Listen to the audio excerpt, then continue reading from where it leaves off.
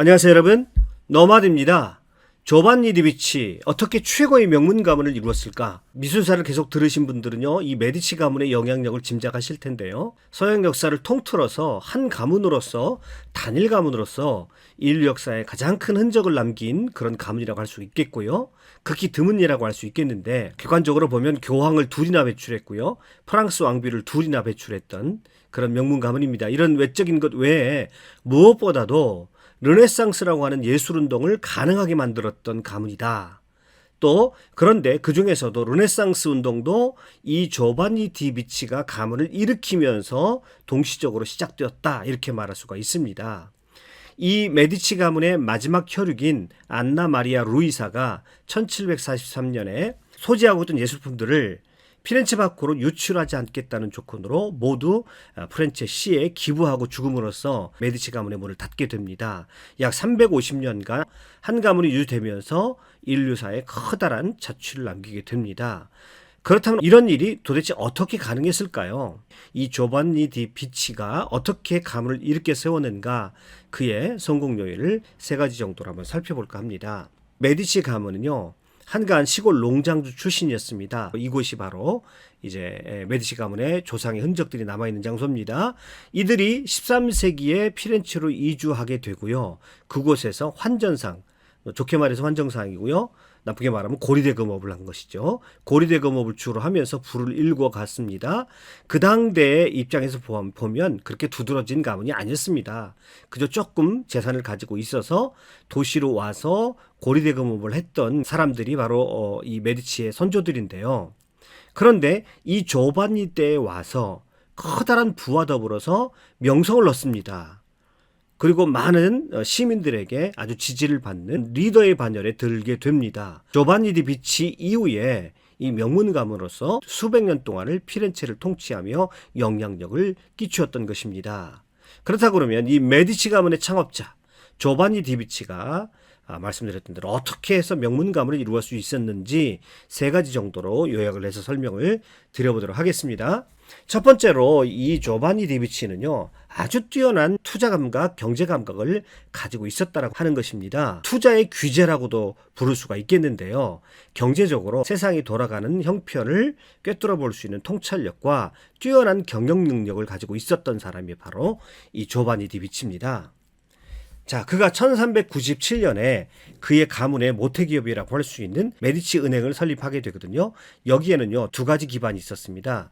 먼저 이 사람의 뛰어난 경영 능력이 있었는데요, 그가 일찍이 부모를 여의고 가난했기 때문에 친척이었던 비에리 디 캄비오라는 사람이 은행업을 마침 하고 있었는데, 그의 로마 지점에서 일을 하다가 1385년에 지점장이 됩니다. 경영 능력을 인정을 받아서 은행의 지점장이 되는 거예요. 그리고 비에리가 사망을 했을 때 그는 로마 지점을 부채와 함께 모든 것을 다 물려받습니다. 여기에서 그는 뛰어난 경영 능력을 보이고요, 이 금융업에 대해서 자신을 얻었습니다. 이 경험을 바탕으로 해서요, 그는 다시 피렌체로 돌아와서 그 당시 귀족 가문인 바르디 가문과 동업을 하면서 이제 은행, 즉 피렌체 은행을 세우게 됩니다. 그런데요, 여기에는요 또 하나의 좋은 뒷받침이 하나 있었습니다. 그가 결혼을 했는데요, 귀족 출신의 아내와 결혼을 했습니다. 그런데 그 당대에는 결혼을 하게 되면 결혼지참금을 가져오게 되거든요. 당시에 피렌체 평민들이 100플로린 미만의 이제 결혼지참금을 가지고 왔었다고 합니다. 그런데 이것마저 없으면 많은 여인들이 또 수녀가 되었다라고 그래요. 그런데 자그마치 1500 피렌체 금화를 가지고 왔었다라고 합니다. 지참금으로요. 이거를 오늘날 가격으로 환산을 해보니까 약 12억이 넘는 거액을 가졌다라고 합니다. 자, 한 귀족 가문의 여인이 거액의 결혼 지참금을 이렇게 가져왔다는 것은 그만큼 조반니 디비치가 능력을 인정받았다, 많은 사람들이 보기에 아주 장래가 촉망받는 그런 청년이었다는 것을 의미하게 되고요. 아무튼 그 자신의 아내가 가져온 결혼 지참금 약 12억에 해당하는 그 결혼 지참금을 토대로 해가지고 동업을 하면서 정식 은행을 세우게 됩니다. 고리대금업이 아닌 정식 은행업에 진출하게 되고요, 금융사업가로서 성공 가도를 달리게 됩니다. 그 이후에 그는요 얼마 안 있어서 1402년에 금융업 길드의 회장이 될 정도로 그 분야에서 두각을 나타내게 됩니다. 금융업 길드의 회장이 되었다라고 하는 것은 그 당대에는 상인 길드들이 모여서 공화정을 이루고 있었기 때문에 그도 자연스럽게 정치에 참여하게 된다, 이런 것을 의미하게 되는데요. 두 번째로 그가 부를 모을 수 있었던 비결 중에 하나는, 자, 첫 번째 것과도 연결이 될 텐데요. 그는 경제적으로 세상을 볼 수 있는 탁월한 그런 통찰력을 가지고 있었다라고 말씀을 드렸었는데요. 14세기 중반 이후에 흑사병이 유럽을 강타하게 되죠. 그런데 흑사병이 퍼지게 될 때 이때 조바니는 무엇을 봤냐면, 흑사병이 퍼지게 되면 가장 안전한 자산인 부동산으로 수요가 몰릴 것을 예측을 하게 됩니다. 그렇게 예상을 하게 돼요. 그래서 이 흑사병이 한번 왔다가 다시 가고 왔다가 다시 가고 이렇게 반복하게 되거든요. 그래서 흑사병이 이제 1380년대 다시 창궐하자 피렌체의 상인들과 은행가들은 조바니가 예측한 대로 부동산을 사들이기 시작합니다. 그런데 조바니는 일찍이 부동산을 엄청나게 많이 구입을 해놨었거든요. 그때 부동산을 사려고 하는 사람들에게 다시 팔아서 높은 차익을 내게 됩니다. 기록에 의하면요, 메디치 가문의 이름으로 등록된 부동산 거래가 무려 180건이 넘었다고 합니다. 그러니까 그가 얼만큼 부동산으로 큰 돈을 벌었는지를 알 수 있게 되는 대목이죠. 지금으로 말하면 이거는 거의 이제 투자가 아니라 투기라고 할 수 있겠는데요. 아무튼 그는 이 경제 현상에 대해서 탁월한 시야를 가지고 있었다라고 하는 것입니다. 또 한 가지 그가 탁월한 그런 경제적인 안목을 가지고 있었다라고 하는 것을 알 수 있는 대목이 모직물 산업에 투자했다는 것입니다. 이제 흑사병이 돌아서 유럽의 인구가 급격하게 줄어들었었죠. 거의 반 정도가 줄어들었었는데, 그런데 흑사병이 어느 정도 잦아들면서 인구가 증가세로 돌아서자 이제 인구가 많아졌습니다. 의료 수요가 폭증을 하게 됩니다. 때마침 피렌체가요, 지중해 연안 도시인 피사를 점령해서 바닷길을 확보하게 됩니다. 자, 그래서 이런 흐름을 알고요, 재빨리 금융업을 하던 조반니 디비치가 2개의 모직 공장을 인수하고 모직 직조 상공인 길드에 가입을 합니다.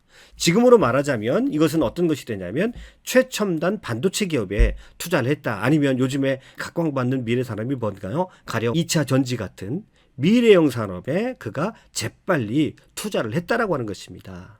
그래서 그는 금융업으로 부를 일구게 되고요, 부동산 투자 엄청난 재산을 모았습니다. 그리고 당대의 최첨단 산업이라고 할 수 있는 모직물 산업에 투자를 하고 가문의 경제적인 토대를 세우게 되는 것입니다. 조반니 디비치가 이러한 경제적인 능력, 투자의 귀재라고 할 수 있겠는데요, 시의적절하게 경제 현상을 보면서 투자를 하는 것뿐만 아니라 그런 부자들은 많이 있을 수 있죠. 자, 두 번째, 조반니 디비치는 자신과의 관계 맺고 있는 사람들과 신뢰관계를 아주 중요시 여겼다는 것입니다. 그러니까 신뢰 경영을 했다는 것입니다. 돈을 좀 손해보더라도 한 번 인연을 맺은 고객은 결코 배반하지 않으며 죽더라도 신의를 다한다라고 하는 것이 이 조반니의 경영 철학이었습니다. 이것을 알 수 있게 되는 이제 사례가 있는데요. 한 번은요, 그의 은행으로 나폴리 출신의 귀족인 발다사레 코사라고 하는 사람이 찾아오게 되고 그와 거래를 하게 됩니다. 이 사람은 굉장히 야망이 큰 사람입니다. 그래서 조반니에게 많은 대출을 받아서 추기경을 거쳐서 1410년에 이 사람이 교황에 선출이 됩니다. 그러면서 교황이 되니까 교황청의 주거래 은행이 되는 큰 선물을 받게 됩니다. 막대한 교회 자금의 거래를 통해서 단숨에 최고의 은행, 1등 은행으로 도약할 수 있는 기회가 찾아온 것이죠.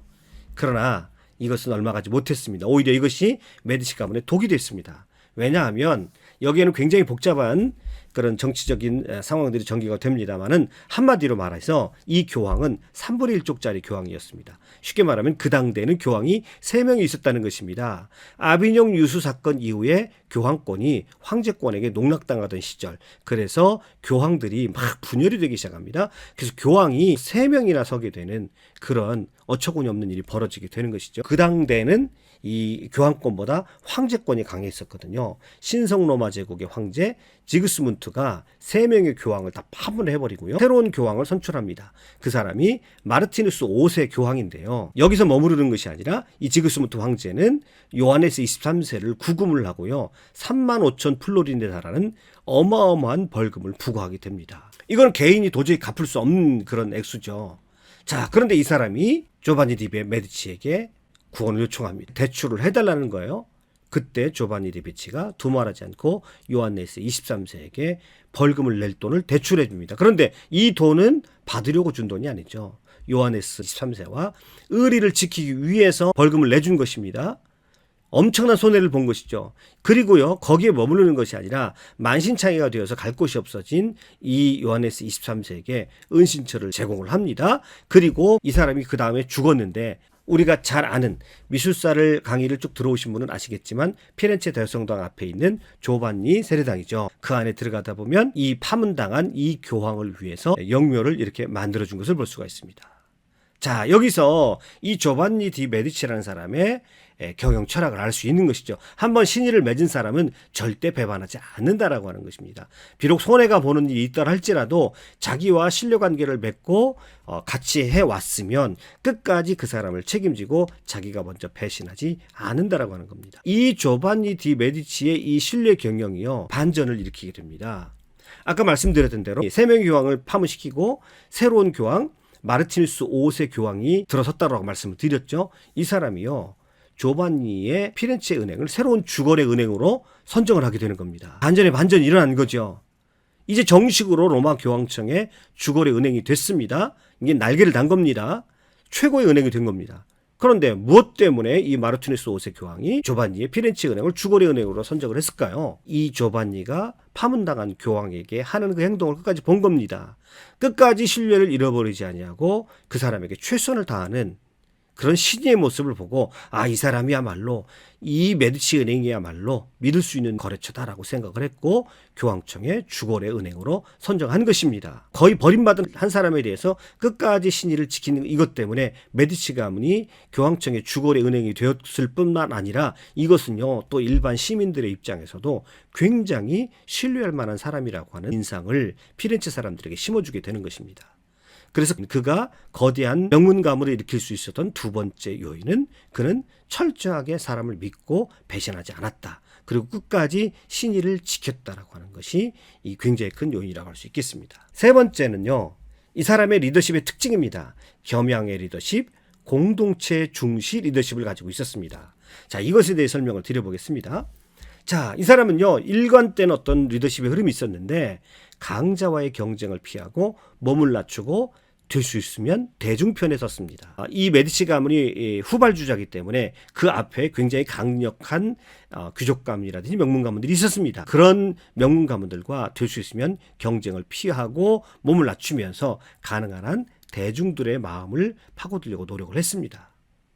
자, 겸손한 태도로요, 지속적인 기부와 봉사를 통해서 조금씩 피렌체 시민들의 신뢰를 얻어간 것입니다. 마치 가랑비에 옷이 젖듯이 조반니의 리더십은 조용한 리더십이었고요, 알게 모르게 항상 어려움 당하고 있는 사람들 옆에서 그들을 도와주면서 대중들의 마음을 파고들었던 것입니다. 그래서 많은 사람들이 있는 자리에 잘 나서지도 않습니다. 그리고 항상 뒤에서 숨어서 일을 하는 그런 스타일인데, 그런데 이 사람이 하는 일들이 진정성이 있었기 때문에 피렌체 시민들이 이 조반니의 리더십에 차츰차츰 가랑비 옷 젖는 것처럼 젖어 들어갔더라는 것입니다.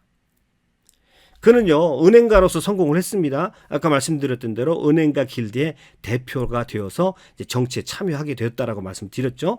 그럴 때에도 그는 늘 나서지 않고 조심성 있는 처신을 했다라고 하는 것이에요. 자, 아까도 봤습니다만 1418년 교황 요한네스 23세를 위해서 막대한 돈을 지불을 했죠. 그 다음에 1419년에 피렌체 고아원을 건설하는데 기부를 하게 됩니다. 이때 등장하는 사람이 바로 브루넬레스키죠. 르네상스 건축을 완성을 했던 이 브루넬레스키입니다. 제가 한번 이 피렌체 고아원에 대해서도 설명을 드렸었는데요. 이 브루넬레스키가요, 로마로부터 돌아와가지고 자신이 실력 발휘를 할 수 있는 그런 기회가 많지 않았어요. 그때 이 조반니 디비치가 고아원 설립 위원장을 맡았고요, 이제 브루넬레스키에게 기회를 주게 됩니다. 사실 이 1401년에 15세기 시작하는 그 벽두에 이 피렌체에서는 대규모 예술 프로젝트가 있었죠. 굉장히 중요한 프로젝트가 여러 건 있었는데 그중에 대표적인 것이 조반니 세레당의 청동문 공모전을 그때 했습니다. 그때 이 조반니는 심사 담당관 중에 한 명이었거든요. 1401년에 청동문 공모에 기베르티와 브루넬레스키의 대결이 아주 유명하죠. 제가 여러 동영상에서 여러 번 말씀을 드렸습니다. 그 공모전에 진 이후에 이 브루넬레스키가 로마로 가가지고 도움을 연구하게 되는데요. 그때 이 사람이 도움을 연구하고 자신감을 얻고 피렌체로 돌아왔을 때 이 사람에게 실제적으로 브루넬레스키에게 실제적으로 일을 맡긴 사람이 바로 조반니인 것입니다. 조반니는요 예술가들에게도 관대했고요. 뿐만 아니라 특히 이 브루넬레스키와 브루넬레스키 사단이라고 제가 말씀을 드렸었는데요. 그런 사람들에게 능력을 발휘할 기회를 여러 번 주게 됩니다. 그러니까 이 조반니는요 본격적인 15세기 르네상스의 꽃을 피울 때 자기 가문이 일어섬과 동시에 이런 예술가들에게 새로운 힘을 줬고 예술의 붐이 일어날 수 있도록 르네상스가 본격화할 수 있도록 이 사람도 같이 도왔던 그러니까 운명을 같이 했던 것이죠. 그래서 르네상스의 부흥의 시작과 조반니 디비치의 메디치 가문의 부흥이 거의 같은 시기에 이루어지게 됩니다. 자, 이 건물이 바로 아까 말씀드렸던 피렌체 고아원이죠. 브루넬레스키가 설계한 곳입니다. 그 이후에요. 1421년에 다른 7가문들과 합세해가지고 산 로렌초 예배당을 재건축을 하게 되는데 도움 양식으로 지어진 것을 볼 수 있습니다. 그러니까 피렌체 대성당의 도움을 건설하기 전에 브루넬레스키가 미리 한번 연습해 볼 수 있는 기회를 가진 것이라고 할 수 있겠죠. 말씀드렸던 대로 사실상 메디치 가문을 일으켰을 뿐만 아니라 그가 리더십을 잡아가던 그 시기에 기베르티, 도나텔로, 브루넬레스키, 마사초 이 15세기 초에 르네상스 문도 함께 열었던 사람이 바로 조반니라고 할 수가 있겠습니다. 겸손한 자세로 리더십을 발휘하기 시작하는데 피렌체의 시민들에게 인심을 얻어갑니다.